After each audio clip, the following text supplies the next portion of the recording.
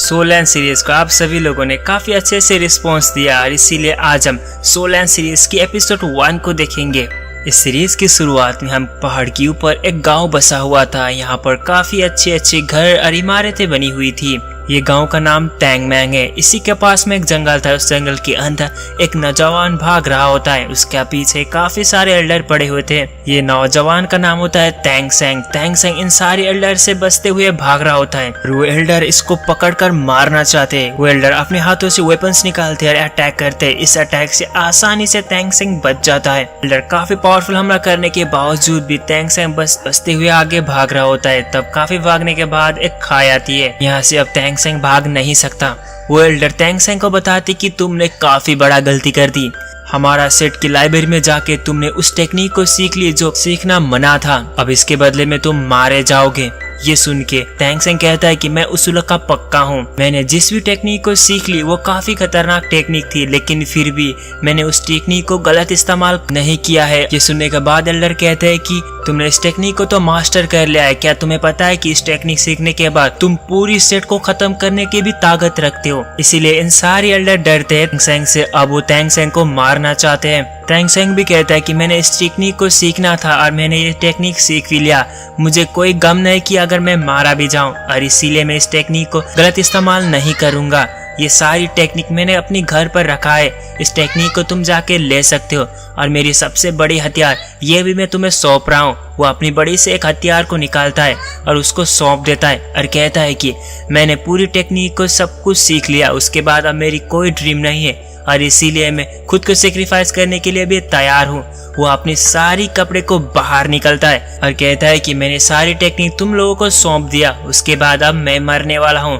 वो जैसा जन्म हुआ था उसी तरीके से वो मरना चाहता है। इसी वजह से वो अब खाई से नीचे की तरफ मरने के लिए कूद देता है। लेकिन वो एल्डर टैंग सेंग को बचाने के लिए आगे बढ़ते हैं, लेकिन टैंग सेंग यहाँ से कूद चुका होता है। अब एल्डर टैंग सेंग को बचा नहीं पाते और इसीलिए एल्डर कहते हैं कि टैंग सेंग ने हम इस सब लोगों को काफी बड़ा उपहार दिया है। ये सीक्रेट टेक्निक वेपन से चाहता तो सीक्रेट वेपन से हम सभी लोगों को मार सकता था, लेकिन इसने वो सब नहीं किया।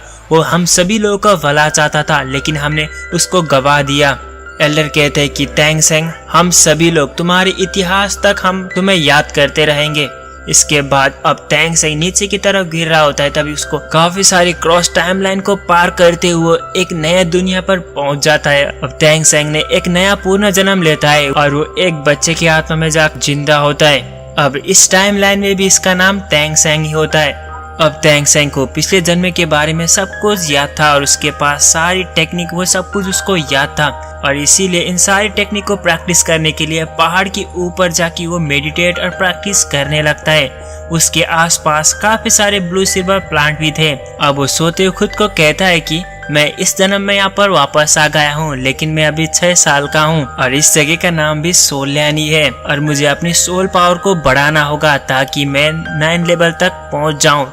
अब काफी रात हो चुका था और इसी वजह से अब टैंग सेंग घर की तरफ यहाँ से निकल पड़ता है।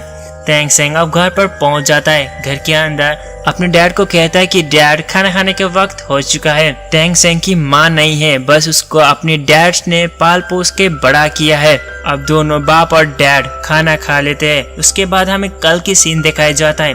काफी सारे बच्चे को लेके इस विलेज का हेड कहीं पर जा रहा होता है। काफी जाने के बाद यहाँ पर एक सोल मास्टर आता है। इसकी एंट्री काफी गूज़बम्प देने वाली थी। सोल मास्टर को देख के टैंग सेंग हैरान होता है। अब वो सोल मास्टर सभी लोगों को कहता है कि मैं तुम सभी लोगों का मास्टर सोल को टेस्ट करने आया हूँ और तुम सभी लोग अपनी लेवल भी जान सकते हो। उसके बाद इन सारी बच्चे को लेके सोल मास्टर एक घर के अंदर पहुँच जाता है। वहाँ पर पहुँचने के बाद वो अपनी इंट्रोडक्शन कराता है कि मैं एक 26 लेवल का सोल मास्टर हूँ। आज मैं तुम सभी लोगों को तुम्हारी अंदर छुपी हुई ताकत को मैं जगाऊंगा और तुम कितने पावरफुल आगे जाके बन सकते हो आज ही तुम डिसाइड कर सकते हो। उसके बाद सभी लोग एक्साइटिंग होने लगते कि अपनी अंदर की सोल पावर को दिखाने के लिए।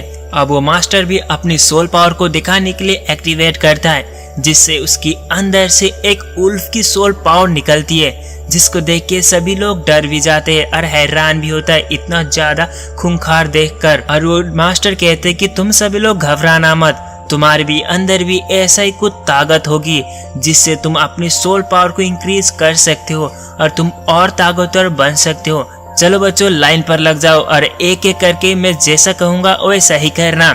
अब सभी बच्चों एक लाइन पर लग जाते हैं जिसमें हमारा तैंग सेंग भी होता है। अब सभी लोगों को बारी बारी करते हुए वो सभी लोगों को सोल पावर टेस्ट करने लगते हैं। एक बच्चे के हाथ से वो सोल पावर टेस्ट करते हैं, लेकिन उस बच्चे की सोल पावर एक फार्मिंग की टूल निकलती है।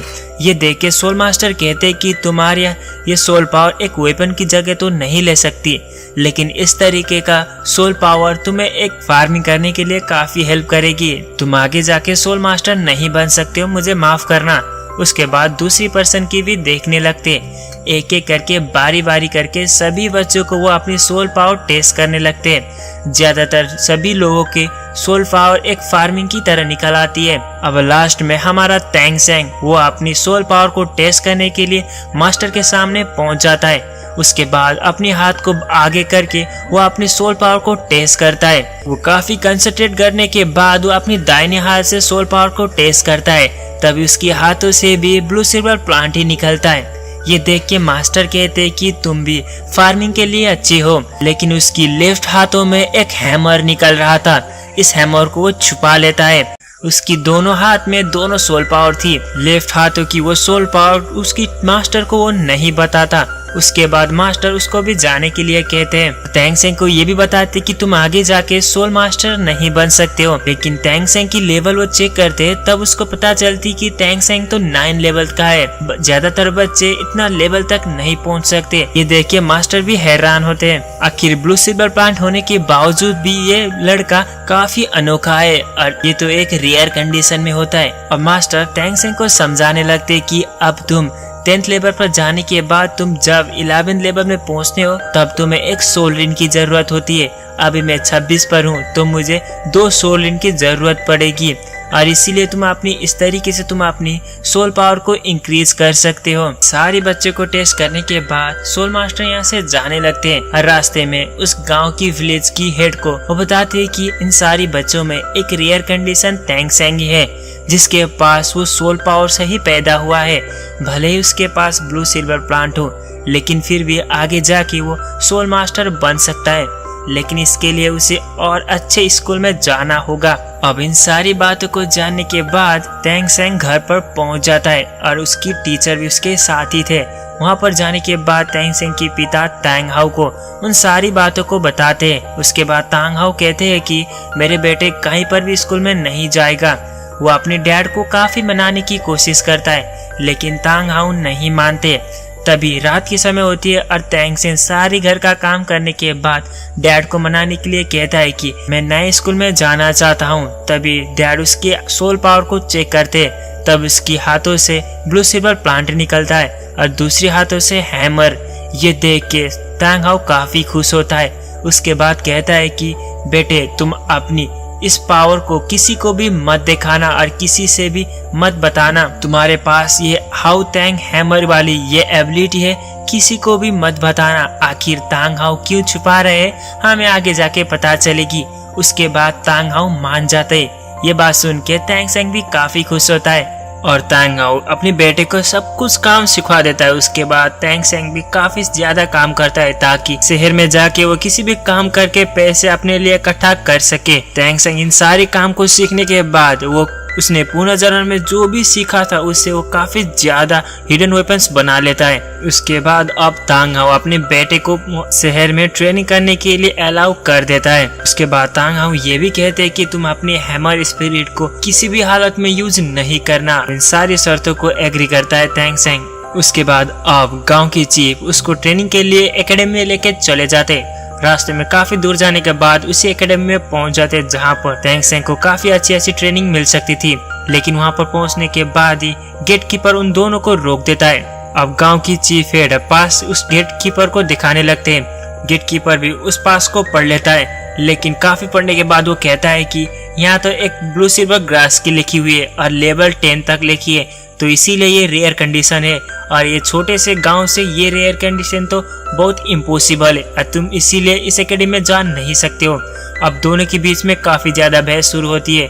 ये बहस इतना ज्यादा चलती है कि दोनों के बीच में हाथापाई शुरू होती है, लेकिन बीच में एक आदमी आता है और इन दोनों की फाइट को रुका देता है। वो आदमी और कोई नहीं, ग्रैंड मास्टर होते हैं। सभी लोग उसको ग्रैंड मास्टर कहते हैं। अब तैंग सेंग भी ग्रैंड मास्टर को देख के ग्रीट करता है। उसके बाद ग्रैंड मास्टर उसको कहते हैं कि तुम्हारे पास 2 सोल पावर है, इसीलिए क्योंकि ब्लू सिल्वर प्लांट की किसी भी सोल पावर नहीं होते, तुम्हारे एक्स्ट्रा और सोल पावर है, इसीलिए तुम 10th लेवल पर हो।